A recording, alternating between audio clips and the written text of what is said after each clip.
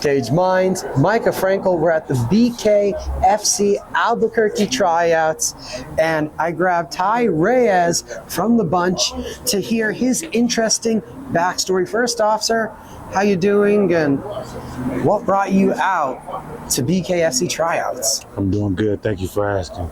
So, I've been watching BKFC for a little while, and I started fighting under Lions Fit Boxing not too long ago. And right away, my coaches believed in me, and they thought this would be a good fit for me, bare knuckle. And I was very interested in it, and I just been training with this is my goal in mind, and I really want to be champion, and I feel I have what it takes to be champion.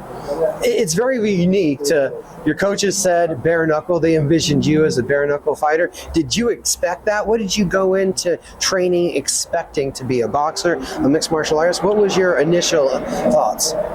So I told my coach I wanted to start at the beginning of the fundamentals of boxing. I had bare knuckle in my mind, but I wanted to keep that to myself. A lot of guys start off with a lot of aspirations and saying a lot of things they want to do and not follow through. So I wanted just to say, teach me boxing. And when he said bare knuckle, and that was what I was thinking, it has clicked, and that's what he started training me for.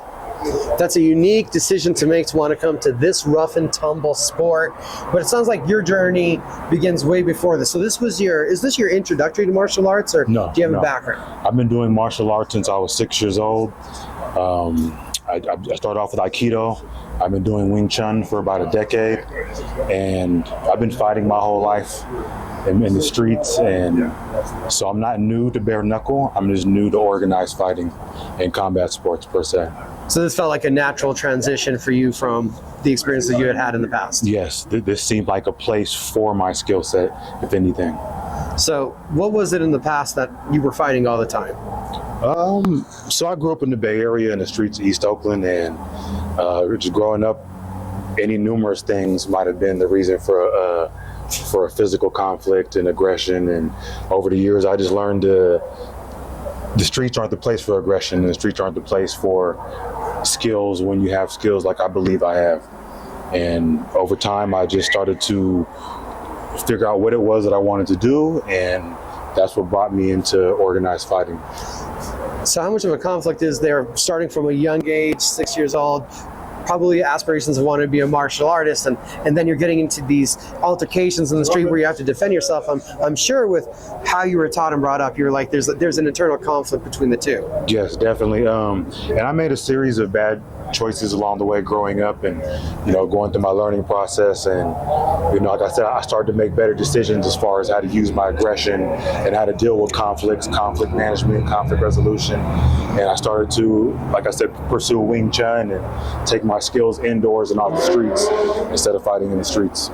What do you envision for yourself from an opportunity like BKFC? I want to see what I have in me and what I can become, the best version of myself. And I'd like to, if my gifts are what I believe they are, I'd like to live out my life through my gifts. And what do you feel those gifts are? Whooping the motherfucker ass. That's a specific gift that you are most at home, most comfortable in the conflict? Yes. I feel I'm comfortable in conflict because to me, it's not about emotion. I'm not angry at my opponent. I want to go and hone the best version of myself in that ring in that moment. Ty Reyes, glad to get to talk to you. Glad to get to meet you. Can't wait to see if we'll see you January 27th on the Prospect Series. You will. Thank you.